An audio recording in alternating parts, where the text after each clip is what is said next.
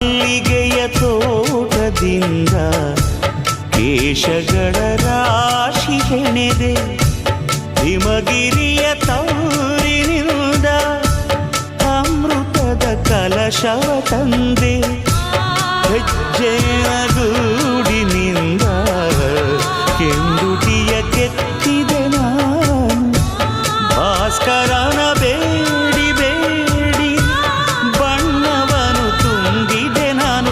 ಒಂದು ಸಕ್ಕರೆಯ ಮಂಡಿಯನ್ನು ಅಲ್ಲಿರಿಸಿ ನನ್ನ ಅಕ್ಕರೆಯ ಮುತ್ತುಗಳ ಜೊತೆ ಬೆರೆಸಿ ನಾನನ್ನನೆ ನಿನಗೆ ಅರ್ಪಿಸಿ ನಿನ್ನ ಪಡೆವೆ.